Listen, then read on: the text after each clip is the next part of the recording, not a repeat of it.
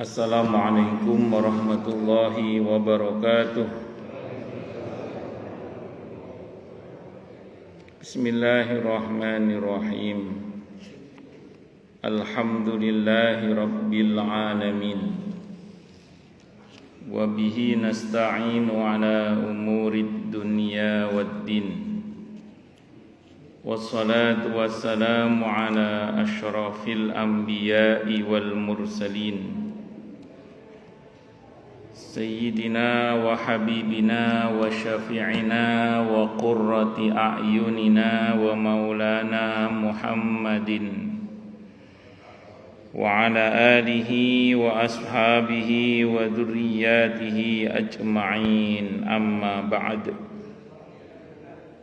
Ashhadu an la ilaha illallah wa ashhadu anna Muhammadar Rasulullah wa ufawwidu amri ilallah.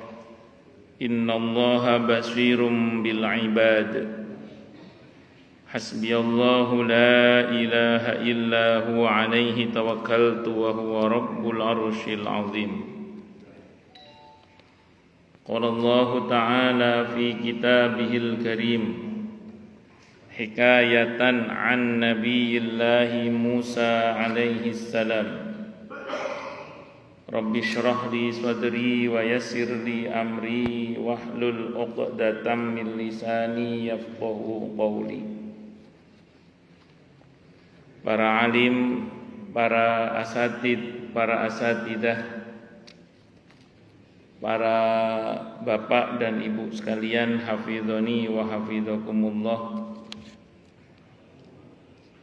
Wabil khusus segenap pengurus Masjid Baitul Jihad Kemang Pratama 2 dan sekitarnya, yang semoga pengurusnya dan jamaahnya, semoga semuanya saja selalu dalam naungan rahmat, barokah, perlindungan serta bimbingan Allah Subhanahu wa taala. Amin, Allahumma amin, insyaallah. Allahumma inna nas'aluka ilman nafi'ah wa rizqan tayyiba wa amalan mutaqabbala wa fatahallahu alaina futuhal arifin. Allahumma inna na'udzubika min ilmin la yanfa' wa amalin la yurfa' wa qalbin la yakhsha' wa du'a'i la yusma'. Allahumma ati anfusana taqwaha wa zakkiha anta khairu man zakkaha anta waliyuha wa maulaha. Amin, Allahumma amin, insyaallah. Masih melanjutkan kajian kita tentang kitab At-Tadhkirah karya Al-Imam Al-Qurtubi rahimahullah rahmatan wasi'ah wa rahimallahu ulama al-muslimin. Qala al-musannif rahimahullahu ta'ala wa nafa'ana bihi wa bi'ulumihi fid dharaini amin. Bismillahirrahmanirrahim. Babun ay hadza babun, ini adalah bab menerangkan tentang mata yartafi'u malakul mauti anil abdi, kapan malaikat maut mulai meninggalkan seorang hamba. Wa bayani qaulihi ta'ala dan penjelasan firman Allah Ta'ala di surah Qaf ayat 21. Wajaat kullu nafsim ma'aha sa'iqu wa syahid. Dan setiap orang itu akan datang sementara bersamanya malaikat penggiring dan malaikat yang menjadi saksi. Wa qauluhu ta'ala, dan firman Allah Ta'ala, latarkabunna tabaqan an tabaq. sungguh pasti kalian akan menapaki tahap demi tahap. Al-Insyiqaq ayat 19.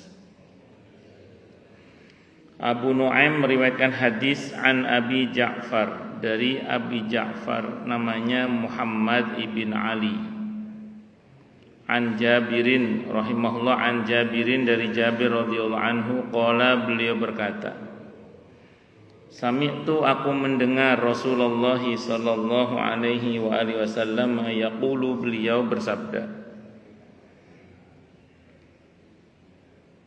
Apa sabdanya? Inna ibna Adam lafi ghaflatin amma khalaqahu Allahu azza wa jalla. Inna ibna Adam, sungguhnya anak Adam, lafi ghaflatin, pastilah dalam lupa, dalam kelupaan, amma khalaqahu Allahu azza wa jalla, terkait dengan apa yang telah Allah azza wa jalla ciptakan.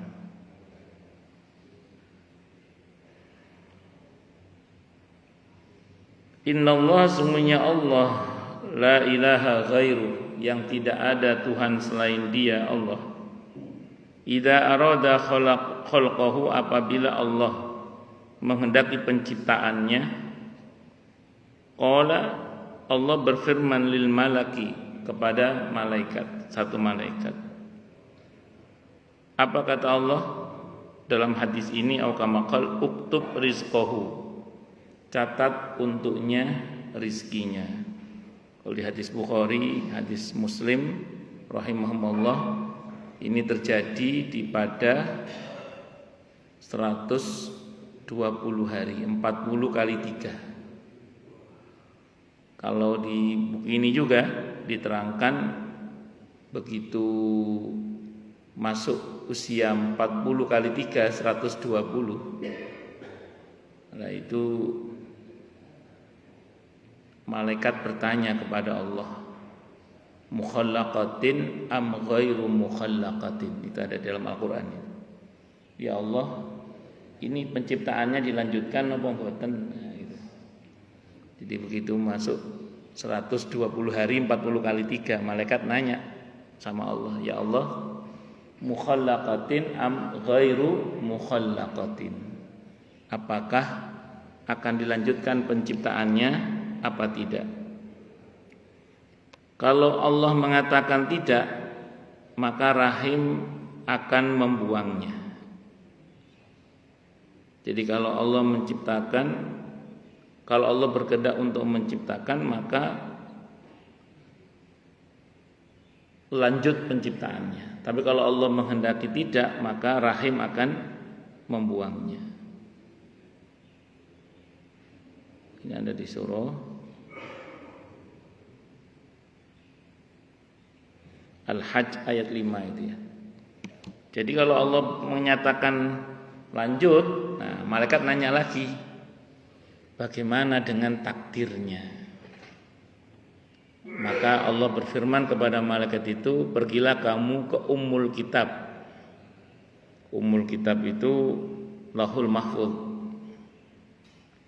Di sana takdir nutfah ini ada di sana. Maka malaikat itu pergi ke Lauhul Mahfuz dan takdirnya ada di sana semua. Termasuk ini rizkinya. Uktub rizqahu, catat rizkinya. Wa asarahu, dan ada yang mengartikan asar ini umurnya, ada yang mengartikan asar ini nanti yang akan dia pijak. Jadi kemana saja dia akan pergi atau apa yang akan dia lakukan, itu asar. Wa ajalihi wa ajalahu, dan ajalnya. Soal rizki, makanya para ulama kita mengajarkan kepada kita tidak usah khawatir soal rizki. Kata Hasan Al-Basri rahimahullah, aku tidak pernah khawatir tentang rizkiku, karena apa yang menjadi bagianku tidak akan diambil oleh orang lain, dan apa yang akan menjadi pekerjaanku tidak akan dikerjakan oleh orang lain. Para ulama kita mengajarkan dalam satu riwayat yang sahih bahwa rizki itu seperti ajal. Kemanapun kita lari terkejar. Kalau dari rezekinya itu gitu. Makanya orang yang paham betul tentang konsep rezeki itu, dia tidak akan memaksakan diri untuk menghalalkan segala cara. Jadi orang yang paham betul tentang konsep rezeki dalam Islam itu, dia tidak akan memaksakan diri untuk menghalalkan segala cara. Karena dalam keyakinan kita, kalau ada orang nipu, misalnya ada orang nipu dan berhasil dapat 100 juta misalnya gitu ya. Dia nipu dapat rumah misalnya gitu. Dia nipu dapat tanah misalnya. Kalau dalam keyakinan kita, tanpa nipu pun, karena itu memang jatah dia, dapat dia sebenarnya gitu. Cuman kurang sabar dikit aja. Karena dia nggak sabar, kan manusia itu punya sifat ajula, terburu-buru. Akhirnya dia mengharamkan jatahnya sendiri. Sebenarnya tanpa dia menipu, tanpa dia mencuri, tanpa dia korupsi, kalau memang jatahnya dia kaya ya kaya. Cuman karena nggak sabar, akhirnya mengharamkan jatahnya sendiri. Itu seperti itu. Terus kemudian apa yang akan kita lakukan nanti itu sudah ada catatannya. Jadi kita yang sekarang ini dengan kita yang sebelumnya dan kita yang akan datang itu sudah ada semua. Itu namanya asar. Jadi kita sekarang ini, kita sebelumnya dan kita yang akan datang sudah ada semua. Kalau bahasa sederhananya, kita ini tinggal menjalani takdir saja sebenarnya. Semua kita ini sejatinya tinggal menjalani takdir saja sebenarnya. Nah, disinilah hati-hati. Nanti ada kelompok namanya Jabariyah, fatalism. Mereka ini punya keyakinan, ya semua kan sudah diatur oleh Allah. Buat apa kita berusaha? Nah, kan semua sudah diatur oleh Allah. Buat apa kita berusaha? Ini namanya Jabariyah, fatalism. Salah. Bener, enggak bener. Menafikan usaha. Karena dia menafikan apa? Usaha. Karena usaha itu perintah. Usaha ini apa? Perintah. Kalau bahasanya Nabi dalam hadis riwayat Ahmad, kataballahu alaikumus sa'ya fas'au, kata Nabi. Allah wajibkan kalian berusaha, maka berusahalah. Itu perintah itu. Hadis riwayat Ahmad, atau ada dalam kitab Riyadhus Shalihin itu, sahabat bertanya, "Ya Rasulullah, kalau semuanya sudah Allah takdirkan, buat apa kita berusaha?" Kata Nabi, berusahalah. Karena setiap orang itu diciptakan oleh, akan dimudahkan oleh Allah untuk apa dia diciptakan. Kullun muyassarun lima khuliqa. Semua itu dimudahkan oleh Allah untuk apa dia diciptakan. Makanya harus berusaha. Maka dalam mengimani takdir itu para ulama dari dua sisi. Sisi Allahnya kepada kita dan kita kepada Allah. Kalau Allahnya kepada kita baik sangka kepada Allah, kita imani takdir itu, dan kita akan tenang menjalani hidup. Kenapa? Karena takdir kita yang menentukan, yang menetapkan, yang membuat adalah Allah yang maha baik, Allah yang maha kasih, Allah yang maha sayang, Allah yang maha pengampun, Allah yang maha pemaaf, Allah yang hobinya memaafkan, Allah yang senang nutup aib hamba-hambanya. Maka orang kalau meyakini takdir dengan keyakinan seperti ini, dia akan tenang dalam menjalani hidup. Kenapa? Karena takdir dia yang membuat adalah Allah. Dia akan tenang.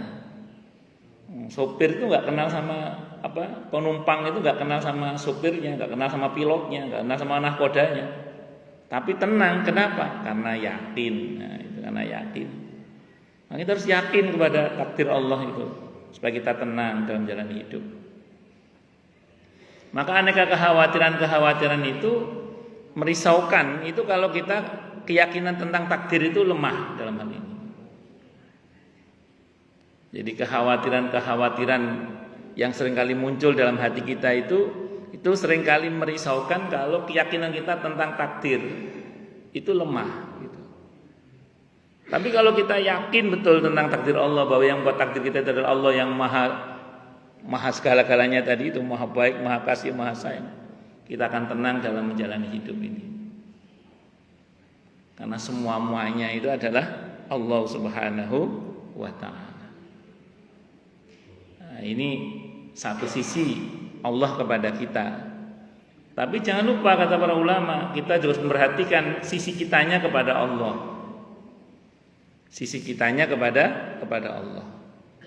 Kalau sisi yang pertama tadi itu kan, kalau muncul kekhawatiran, kan kadang kita ini untuk sesuatu yang akan datang itu sering ada muncul kekhawatiran.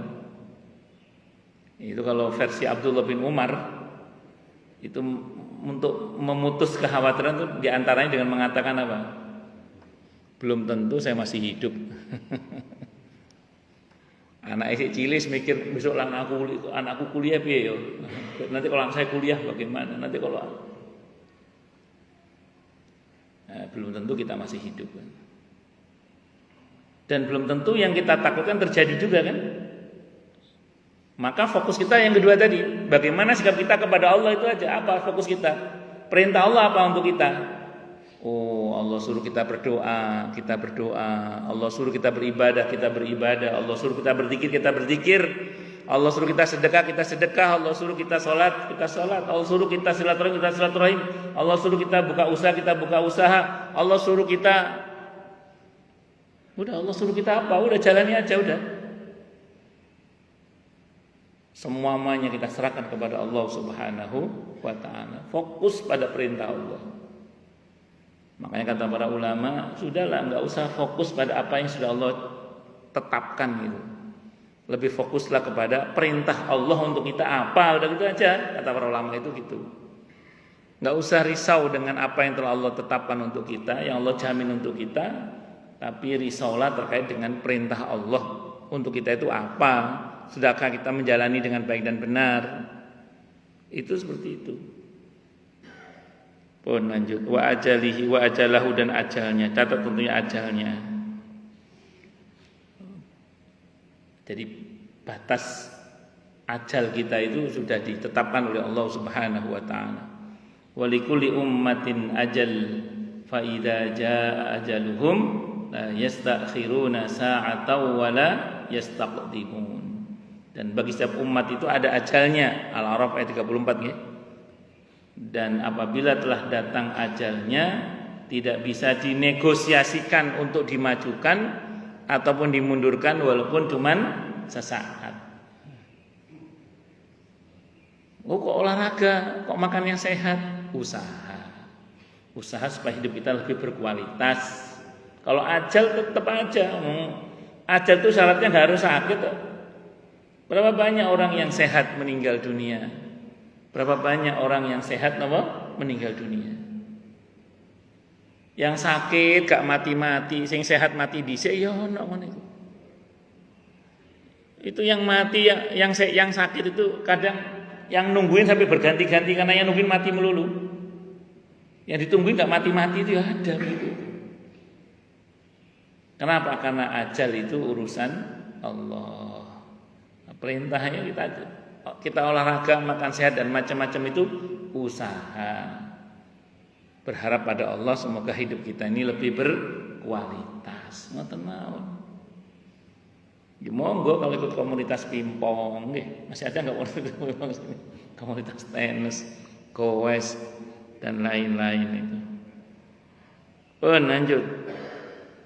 Waktub syaqiyan aw sa'idan, dan catat sedih dan apakah dia orang yang sedih, yang sengsara, atau orang yang bahagia. Tapi secara umum namanya hidup sedih dan bahagia itu sengaja Allah buat memang. Di dunia ini sesuatu yang gak enak itu pasti Allah buat, itu sengaja Allah buat memang. Di dunia ini kalau kita mengatakan aduh capek, gak enak, memang itu sengaja Allah buat memang. Jadi hal yang gak enak di dunia ini sengaja Allah buat supaya kita tahu bahwa dunia ini memang gak enak gitu loh. Jadi nggak enak itu sengaja Allah buat di dunia ini supaya kita tahu bahwa dunia ini nggak enak. Karena nggak enak maka jangan jadikan sebagai tujuan. Tapi jadikan sebagai kendaraan untuk kita menuju kepada Allah Subhanahu wa taala. Ada yang memaknai sengsara dan bahagia ini surga neraka maksudnya. Jadi surga neraka kita sudah Allah tetapkan. Bahkan kalau bahasanya Nabi, tinta telah kering, lembaran telah disimpan dan begitu seterusnya aukamakal. Maknanya apa? Sudah ada ketetapan di Lauhul Mahfuz sana kita ini masuk surga atau masuk neraka. Pertanyaannya sama tadi. Terus buat apa kita berusaha? Kalau bahasanya Nabi, berusahalah. Karena setiap orang itu akan dimudahkan oleh Allah untuk apa dia diciptakan. Oh itu lalu bagaimana dengan hadis Nabi yang mengatakan ada orang yang seumur-umur beramal dengan amal ahli surga, kurang sejengkal antara dia dengan kematiannya, takdir mendahulunya sehingga dia beramal dengan amal ahli neraka maka dia masuk neraka. Ada orang yang seumur-umur beramal dengan amalan ahli neraka, kurang sejengkal antara dia dengan kematiannya, takdir mendahulunya, dan dia beramal dengan amal ahli surga maka dia memasuki surga, masuk surga. Para ulama ketika mensyarah hadis itu mengatakan itu jarang terjadi, kata para ulama. Itu jarang terjadi. Umumnya mata ala ma'asya. Umumnya orang itu mati menurut kebiasaannya. Yang hadis tadi itu kata para ulama itu jarang terjadi, kata para ulama. Ketika mensyarah hadis itu. Yang sering terjadi itu apa? Mata ala ma'asya. Umumnya orang itu mati menurut kebiasaan dia hidup. Di Villa Nusa Indah itu ada seorang bapak-bapak, kebiasaannya sholat 5 waktu berjamaah di masjid, datang sebelum waktunya. Suatu saat beliau mengatakan pengen rasanya mati itu sedang menunggu sholat itu, kata beliau gitu.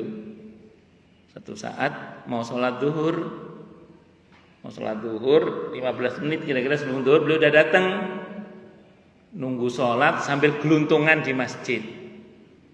Meninggal saat itu seperti kebiasaannya. Umumnya mata ala ma'asya, umumnya itu. Makanya kita diperintah untuk mempunyai kebiasaan-kebiasaan yang baik. Soal takdir surga neraka kita itu urusan Allah. Urusan kita adalah berusaha itu, dan kita punya keyakinan bahwa Allah tidak akan menzalimi hamba-hambanya. Makanya hadis tadi itu kata orang itu jarang terjadi yang tadi itu. Loh, kenapa Nabi menyabrakan? Supaya yang sudah baik jangan sombong. Supaya yang sudah baik itu tetap berharapan baik kepada Allah. Karena yang berkuasa membolak-balikkan hati ini adalah Allah. Makanya kita berdoa, ya muqallibal qulub tsabbit qalbi ala dinik rabbana la tuzigh qulubana ba'da idh hadaitana wa hab lana min ladunka rahmah innaka antal wahhab. Supaya kita terus berharapan baik kepada Allah agar kita dimasukkan dalam surganya dan dijauhkan dari nerakanya. Dan setiap umat Nabi Muhammad SAW pasti masuk surga, pasti, walaupun mungkin sebagian gosong dulu. Yang tidak dipastikan untuk kita adalah umat Nabi Muhammad SAW adalah bebas dari api neraka. Makanya kata para ulama, minta surga itu diperintah karena itu rahmat Allah. Tapi yang lebih ditekankan adalah selamat dari siksa api neraka. Kenapa? Karena umat Nabi Muhammad SAW pasti masuk surga. Tapi tidak semua umat Nabi Muhammad SAW selamat dari api neraka. Maka kalau berdoa, waqina adzabannar, itu yang serius. Maka kalau berdoa, Allahumma ajirni minan nar, itu yang serius. Harus lebih serius daripada Allahumma inni as'alukal jannah. Karena kalau jannah, setiap muslim, setiap umat Nabi Muhammad SAW pasti masuk surga. Tapi tidak semua umat Nabi Muhammad SAW selamat dari api neraka. Maka minta selamat dari api neraka itu harus lebih serius daripada sekedar minta surga. Itu seperti itu. Udah, tugas kita berusaha saja. Selebihnya Allah akan menentukan nanti, dan Allah tidak akan zalim. Dan hadis tadi juga untuk supaya kita tidak merendahkan orang yang masih belum baik. Karena betapa banyak orang yang seumur-umur dua peleke pol-polan, ujungnya husnul khotimah itu ya buahnya. Bukan cuma banyak, buahnya seperti itu. Nah, kita jangan merendahkan orang yang menurut kita masih belum di jalan Allah. Bahkan kafir kadang. Itu jangan merendahkan. Kenapa? Karena kita tidak tahu ujung cerita kita dan cerita dia. Allahu Akbar. Tsumma yartafi'u dalikal malaku. Kemudian malaikat tadi itu pun pergi. Wa yab'atsullahu malakan akhara, dan Allah mengutus malaikat yang lain. Fayahfazuhu hatta yadraka. Hingga kemudian malaikat itu menjaga janin tadi itu hingga mencapai usia yang patut untuk lahir.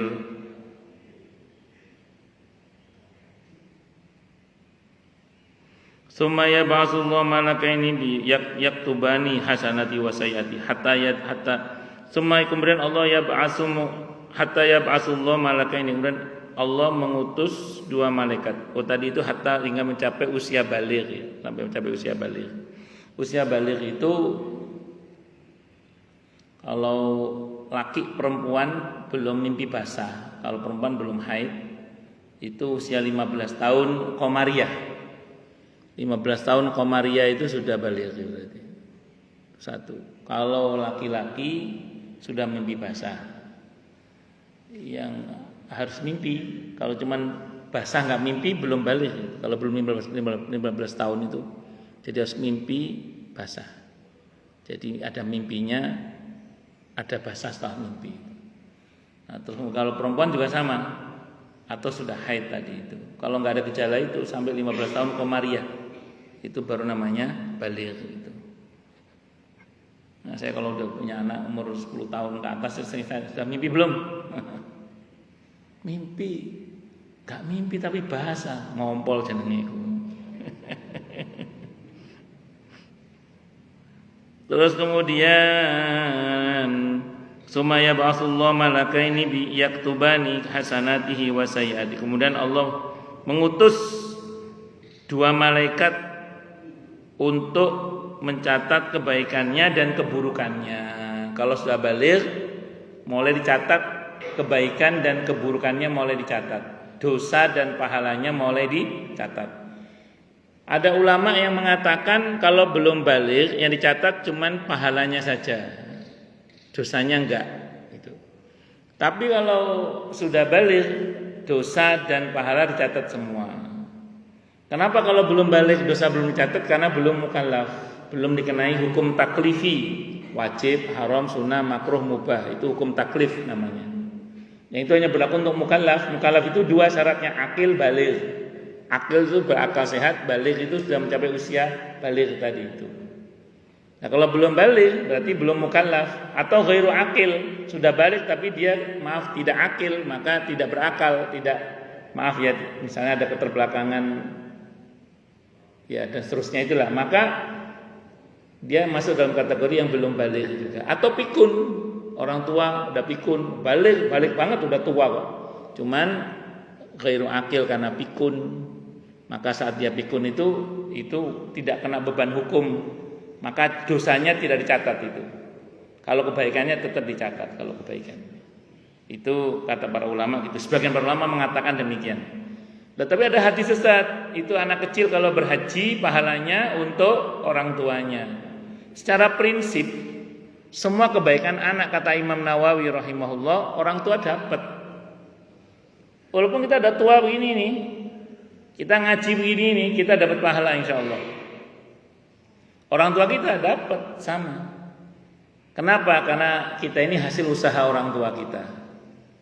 Kalau untuk kebaikan sudah diotomatiskan orang tua dapat. Tapi kalau dosa, kata Imam Nawawi rahimahullah, tidak otomatis orang tua dapat. Kita ini berbuat dosa, orang tua kita tidak otomatis dapat dosa itu, nggak otomatis. Kenapa? Kata Imam Nawawi, beliau berdalil pada hadis muttafaqun alaih Bukhari Muslim, wa innama likulli imri'in ma nawa. Setiap orang itu hanya mendapatkan apa yang dia niatkan. Nah, semua orang tua pasti niatnya anaknya jadi baik kan?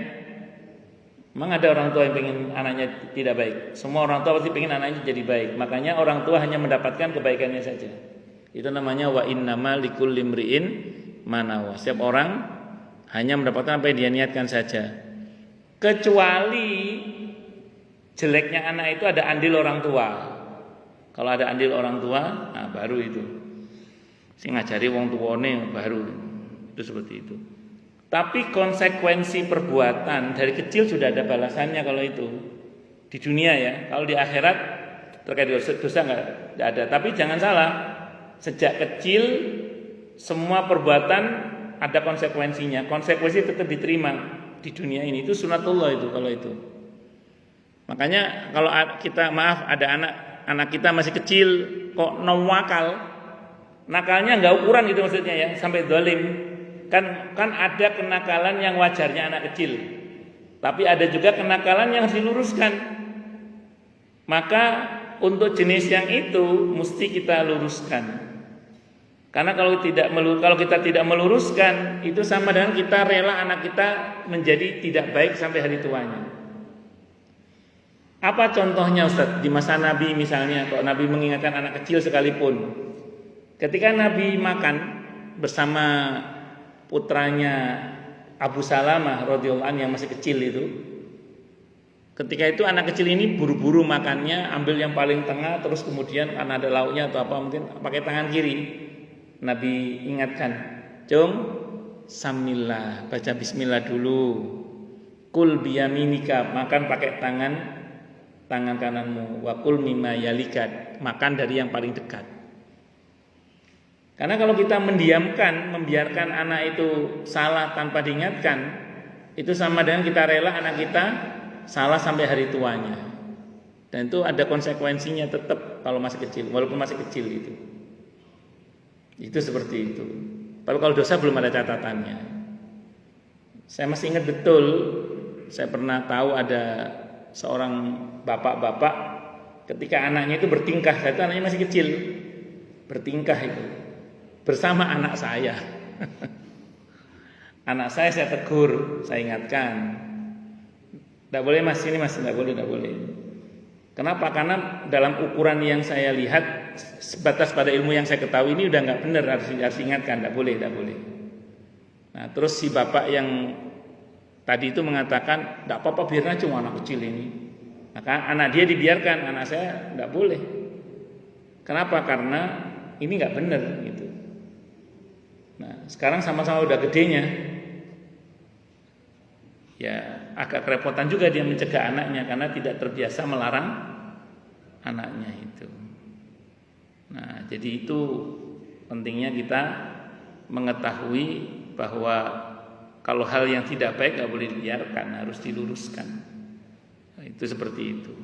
Manusiawi, ya memang dalam Islam dimaklumi yang sifatnya manusiawi, tapi manusiawi yang syar'i. Bukan asal manusiawi, tapi manusiawi yang syar'i itu. Lanjut. Fa idza ja'ahul maut, maka apabila datang kepadanya kematian, irtafa'a dzalikal malakan, maka pergilah dua malaikat tadi, juru catat. Namanya siapa? Raqib dan Atid. Kalau kematian sudah datang, Raqib Atid pergi udah, enggak jaga lagi. Summa ja'ahu malakul maut, kemudian datang kepadanya siapa? Malaikat maut alaihi salam. Fayaqbidu ruhahu, maka dia mencabut ruhnya orang tadi. Faida adkhala, maka apabila faida udkhila hufratahu ruddar ruhu fi jasadi, maka ketika orang itu dimasukkan ke dalam kuburannya, maka ruhnya pun dikembalikan ke jasadnya. Summa ja'ahu malakal qabri, kemudian datanglah dua malaikat kubur. Siapa dua malaikat kubur itu?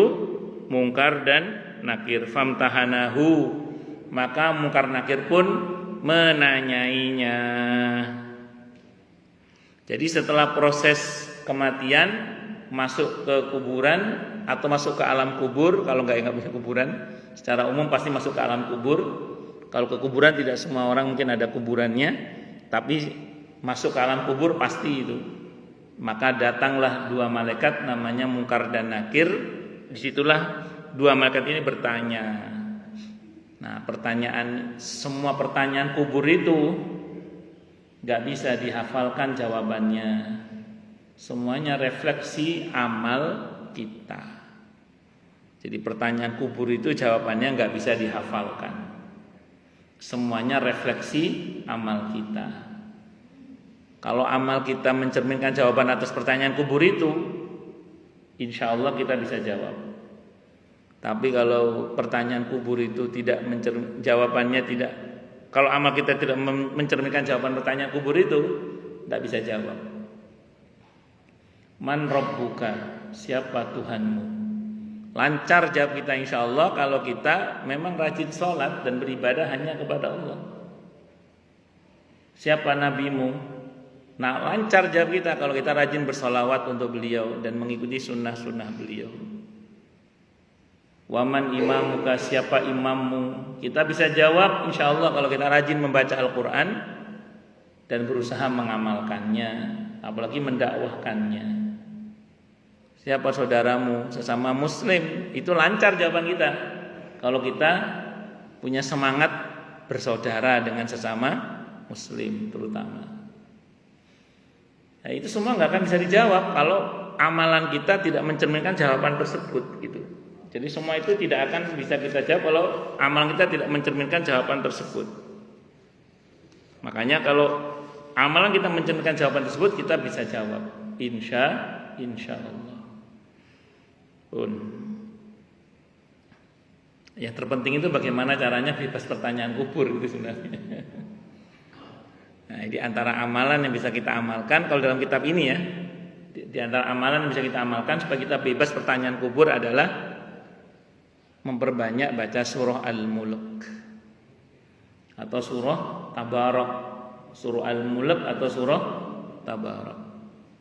Surah Al-Mulk itu ada beberapa riwayat, di antaranya ada dalam tafsir Ibnu Katsir di permulaan pembahasan surah Al-Mulk itu. Hadisnya dari At-Tirmidzi. Kata Imam At-Tirmidzi hadisnya hasan. Kalau kata Ibnu Katsir hadisnya lemah. Dalam hadis itu dikatakan oleh Nabi kita Muhammad SAW, ada orang sebelum kalian yang meninggal dunia, maka datanglah kepadanya dua malaikat namanya Munkar dan Nakir, kata Nabi. Maka Munkar dan Nakir ini dihadang oleh surah Al-Mulk. Dihadang oleh surah Al-Mulk. Kata surah Al-Mulk, jangan sentuh orang ini. Pada diri orang ini ada saya, kata orang surah Al-Mulk. Ini yang kata para ulama, ini saking seringnya baca sampai hafal berarti ini. Saking seringnya baca sampai apa? Hafal. Kata surah Al-Mulk au kamakal, di dalam diri orang ini ada saya. Kata Munkar Nakir, saya utusan Allah, kata Munkar Nakir. Kata surah Al-Mulk, saya firman Allah. Adu kuat-kuatan. Yang satu ngomong saya utusan Allah, yang satu ngomong saya firman Allah. Ngerti ini firman Allah, Pak? Kata Munkar Nakir, kalau bahasa kita ini mafhum riwayat, ngipun jenengan mawon monggo. Ngipun jenengan mawon monggo. Akhirnya Munkar Nakir pergi, Pak. Tidak jadi ditanya. Itu kalau kita insya Allah kalau kita rajin apa? Baca surah Al-Mulk atau Tabarok. Allahu Akbar. Kalau di kitab ini satu lagi, Pak, memperbanyak baca surah Al-Ikhlas. Kalau di kitab ini memperbanyak baca surah Al-Ikhlas. Kalau mengamalkan hadis riwayat Ahmad, hadisnya sahih, 10 kali jangan dijeda, Pak. Baca surah Al-Ikhlas 10 kali jangan dijeda. Jangan dijeda pakai surah yang lain maksudnya. Al-Ikhlas 10 kali, jangan dicampur dengan omongan, jangan disela dengan omongan, jangan disela dengan surah yang lain. Al-Ikhlas 10 kali terus. Hadis riwayat Ahmad, hadisnya sahih au kamakal, dibangunkan rumah di surga, Pak. Nah, kalau udah punya rumah di surga itu berarti sudah punya sertifikat surga insyaallah. Insyaallah. Itu urusan barzahnya beres insyaallah. Itu di kitab ini kurang lebih begitu di antaranya. Pun lanjut. Nah, itu di antara kiat untuk napa namanya bebas pertanyaan kubur. Itu di antaranya. Summa yartafi'ani, kemudian kedua malaikat tadi pergi. Fa idza qamatis saatu, maka apabila telah tegak kiamat, setelah barzakh kan rute kita itu alam azali, alam roh, alam azali, alam roh, terus alam rahim, alam dunia sekarang ini, alam barzakh, kiamat, hari kebangkitan, mahsyar, pembagian rapot, hisab, mizan, sirat, terakhir surga neraka. Itu rute perjalanan kita secara umum begitu. Semoga kita semua selamat ya, amin insyaallah. Mudah-mudahan. Fa idza qamatis saatu, maka apabila telah tegak apa kiamat, in hatta alaihi malakul hasanati wa malakus sayyiati fa ansyata kitaban ma'qudan fi unuqihi. Jadi begitu kiamat udah selesai, tahapannya berarti hari kebangkitan, terus mahsyar, maka malaikat yang juru catat kebaikan dan juru catat keburukan tadi menggelar atau membuka catatan amal mereka semua yang terikat di leher mereka. Ini istilah saja ya, dikalungkan di leher mereka masing-masing, ini istilah saja. Kalau kita menggunakan tafsir klasik, dikalungkan betul Pak maknanya itu. Ya tidak apa-apa kan, tafsir sah-sah saja.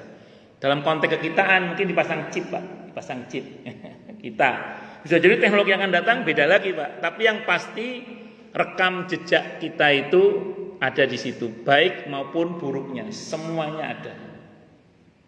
Cuman persoalannya apakah semua itu akan dibeber dan dibahas detail, atau beberapa kasus ditutup oleh Allah, atau dibebaskan dari hisab.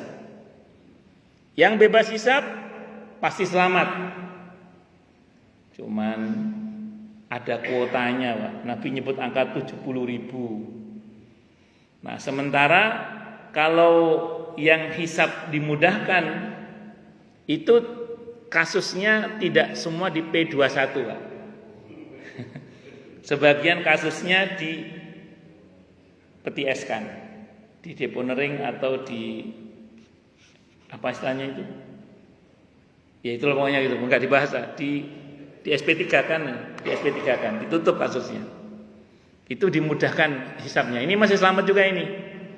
Kalau yang terakhir yang pertama tadi Pak, yang didesak dalam hisabnya dibahas semua, itu semua kasusnya P21 Pak.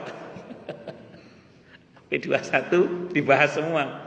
Itu yang famay ya'mal misqala dzarratin khairan yara wa may ya'mal misqala dzarratin syarran yara. Wah, ruwet urusannya ini. Nah, pertanyaannya, agar kasus kita oleh Allah tidak di P21 itu, supaya di PTS-kan atau di SP3-kan atau di deponering, bagaimana caranya? Ini paling tidak minta kepada Allah hisab yang mudah. Yang kedua, perbanyak tobat, minta ampun kepada Allah. Yang ketiga, mudahlah memaafkan sesama. Yang keempat, tutup aib saudara kita. Yang kelima, permudah urusan sesama. 5 ini kalau kita lakukan, insya Allah. Kalaupun kita dihisab dan hisab yang mudah tadi. Karena kasusnya di SP3 kan tadi, atau di PTS kan, atau di deponering, atau enggak dibahas oleh Allah. Pertama, minta kepada Allah hisab yang mudah, perbanyak tobat, minta ampun kepada Allah, banyak-banyak memaafkan sesama, tutup aib saudara kita, dan permudah urusan sesama. Itu teori dasarnya di situ insyaallah. Summa hadara ma'ahu, kemudian dua malaikat tadi hadir bersama orang tadi, wahidun sa'iqun, yang satu menggiring, wal akharu syahidun, dan yang satu lagi menjadi saksi. Nanti di mahkamah Allah itu ada saksi hidup, ada saksi mati, Pak. Saksi hidup yang pertama Allah sendiri, zat yang maha hidup. Wa kafa billahi syahida. Yang dengan kesaksian Allah ini aja kita udah nggak bisa ngapa-ngapain, Pak. Udah nggak bisa ngapa-ngapain gitu. Nggak cukup, Allah nggak mau jadi saksi sendiri. Allah maunya hambanya jadi saksi. Raqib Atid tadi jadi saksi. Para nabi dan rasul jadi saksi. Wa kadzalika ja'alnakum ummatan wasatan litakunu syuhada 'alan nasi wa yakuna ar-rasulu 'alaikum syahida. Jadi saksi nanti. Dan yang keempat, yang jadi saksi adalah sesama kita, Pak. Sesama kita jadi saksi nanti. Nah, yang terakhir ini, Pak, di kitab ini diterangkan nanti itu. Kalau kita jadi saksi kebaikan, enak, Pak. Kalau kita jadi saksi kebaikan enak. Subhan, kamu jadi saksi Pak Tamtomo ngaji. Wah, nggih ya Allah. Nah, beres. Jadi saksi kebaikan gampang, Pak. Yang enggak enak itu kalau kita jadi saksi keburukan. Kamu lihat orang ini berbuat enggak benar. Kamu lihat orang ini berbuat curang. Kamu lihat orang ini ngambil hak orang lain. Orang itu mengatakan, "Nggih." Pertanyaan berikutnya itu yang enggak enak, yang berikutnya itu.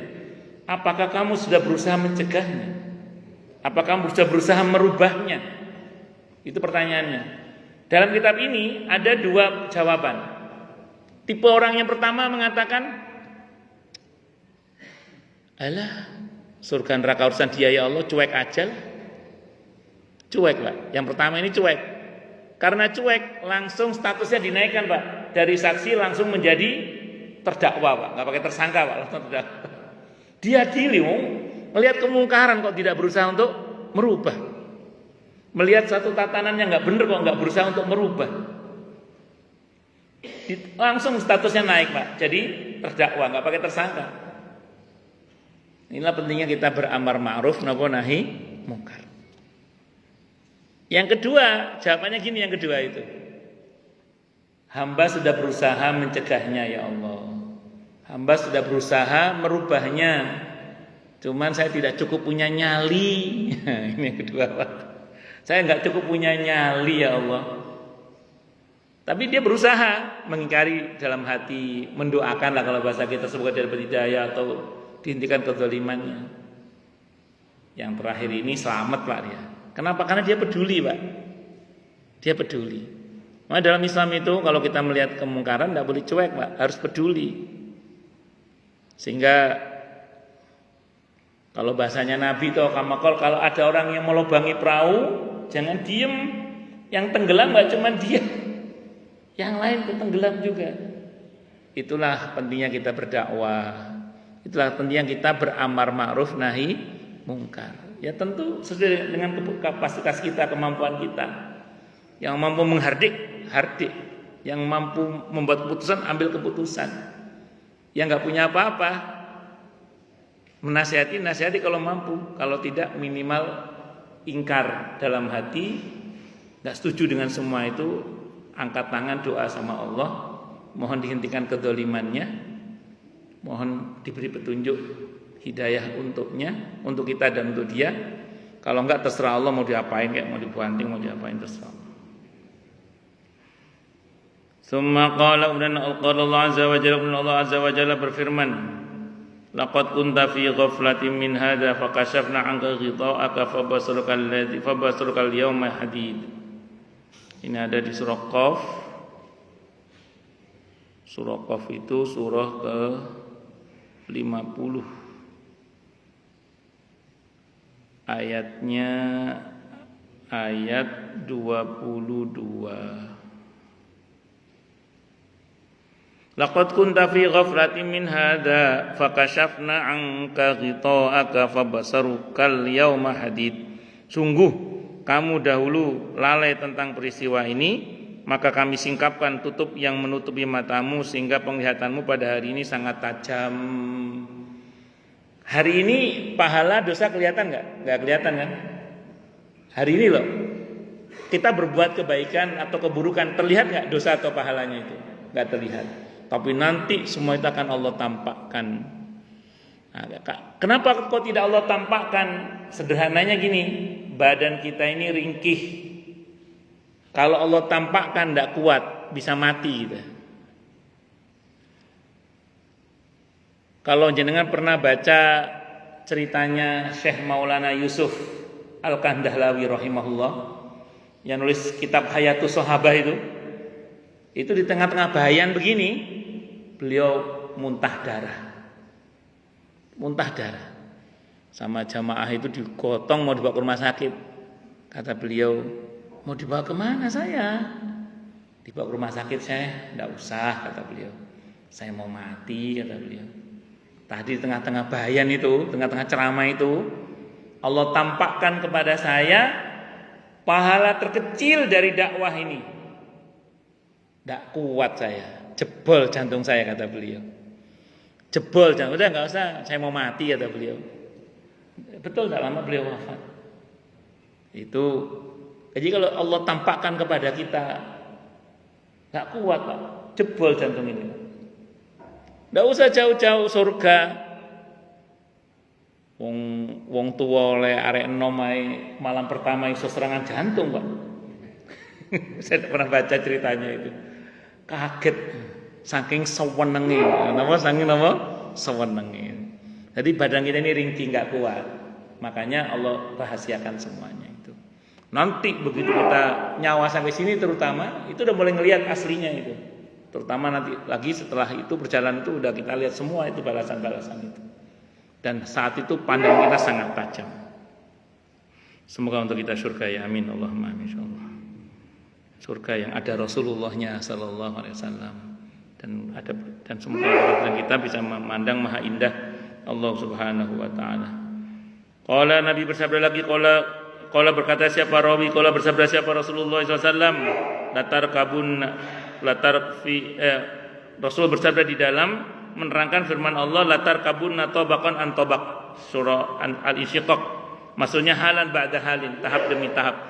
Tahapan demi tahapan kehidupan ini pasti kita lalui Pak. Pasti ini. Tahap-tahap. Ini kan kita sekarang berada di bumi, ardun.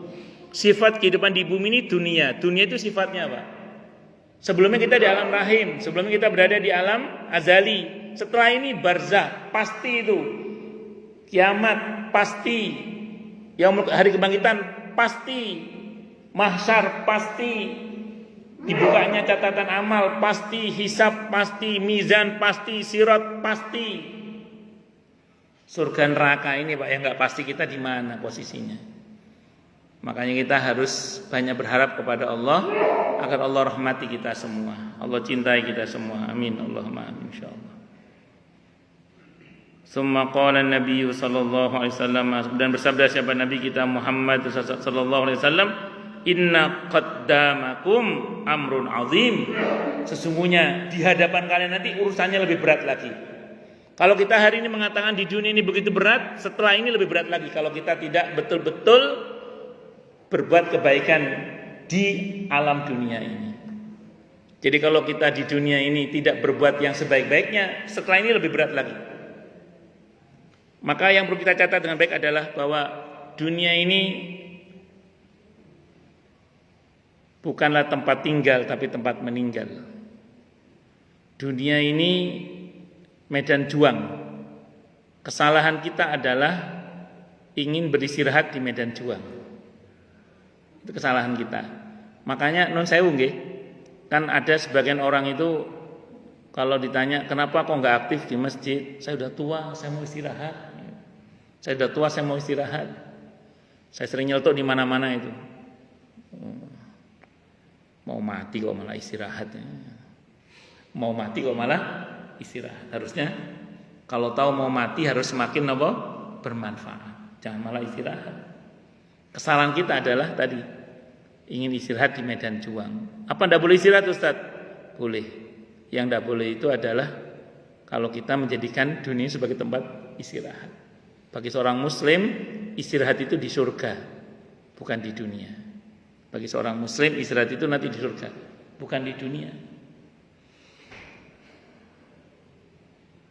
Boleh istirahat, boleh secukupnya, bukan sepuasnya. Kalau mau istirahat sepuasnya nanti di surga. Sekarang secukupnya saja. Fasta'inu billahil azim, maka mintalah kalian pertolongan kepada Allah yang Maha Agung.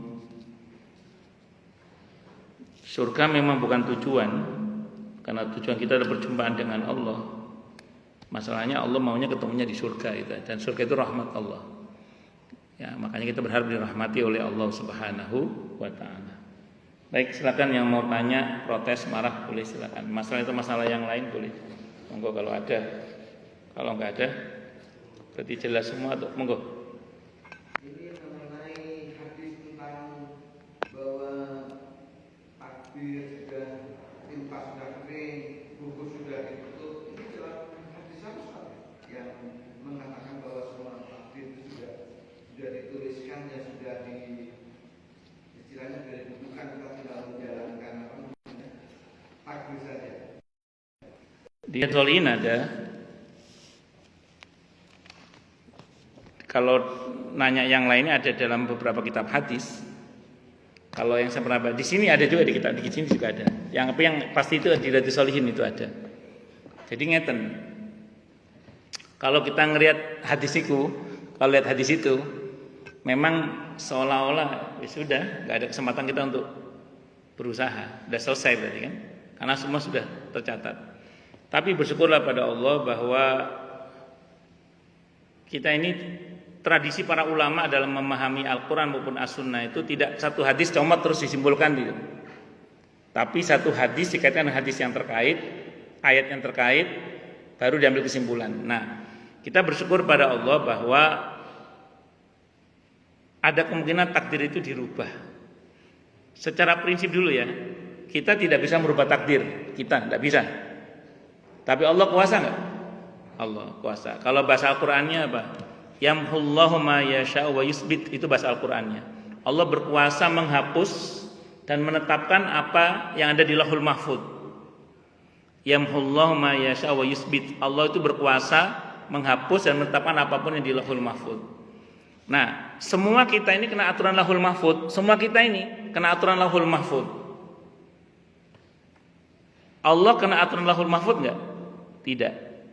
Yang kena aturan Lauhul Mahfuz itu kita. Allah tidak kena aturan Lauhul Mahfuz. Kalau bahasanya Imam Ghazali, Allah sebagai pemilik sunnatullah berhak berbuat di luar sunnatullah. Allah sebagai pemilik Lauhul Mahfuz berhak bertindak di luar ketentuan Lauhul Mahfuz. Nah, terus makanya oleh Nabi kita disuruh berdoa. Kalau bahasanya beliau, bahasanya Nabi kita Muhammad sallallahu alaihi wasallam, la yaruddul qada wal qadar illa du'a. Tidak ada yang bisa menolak ketentuan Allah yang belum dan yang sudah terjadi kecuali doa. Terus kalau bahasa Al-Qur'annya, Allah berfirman, innallaha la yughayyiru ma biqaumin hatta yughayyiru ma bi anfusihim. Allah tidak merubah apa saja pada satu kaum itu kecuali kaum itu berusaha untuk merubahnya. Maka tugas kita adalah berproses tadi itu. Makanya ngeten, terhadap apa yang telah Allah takdirkan, sudahlah itu rahasia Allah, dan kita baik sangka kepada Allah, dan Allah nggak mungkin zalim pada hamba-hambanya. Udah yakini aja itu. Terus pertanyaannya, tugas dari Allah untuk kita apa? Pun ngoten mawon. Udah kita berusaha berbuat baik, yang baik dan benar sesuai dengan perintah Allah. Kita berdoa dengan sungguh-sungguh, kita zikir dengan sungguh-sungguh, kita serahkan semuanya pada Allah dengan sungguh-sungguh. Pun Allah nanti yang berusaha untuk ngotak-ngatik yang di Lauhul Mahfuz itu, karena kita nggak punya kuasa, yang punya kuasa Allah Subhanahu wa taala. Ngoten nggih, wallahu a'lam bishawab. Monggo yang lain silakan. Jelas semua nggih? Atau tidak? Ini sudah suruk sampun nggih. Ket wau nggih. Nggih pun cukup nggih. Kita tutup dengan hamdalah. Alhamdulillahirabbil alamin. Semoga kajian kita bisa bermanfaat, mubarakah fid dini wa dunya wal akhirah untuk kita, keluarga kita dan seluruh umat Islam semuanya, dan mudah-mudahan kita semua dijadikan oleh Allah sebagai orang-orang yang sukses dunia akhirat, selamat dunia akhirat, bahagia dunia akhirat, dan semoga Allah permudah urusan kita fid dini wa dunya wal akhirah. Semoga Allah limpahkan hidayah selalu untuk kita, semoga Allah tingkatkan selalu hidayah untuk kita, dan semoga Allah berikan hidayah untuk siapapun yang melihat kita. Subhanakallahumma bihamdika asyhadu an la ilaha illa anta astaghfiruka wa atubu ilaik. Sallallahu alaihi Muhammad wa ala alihi wasallam. Saya mohon maaf. Wassalamualaikum warahmatullahi wabarakatuh.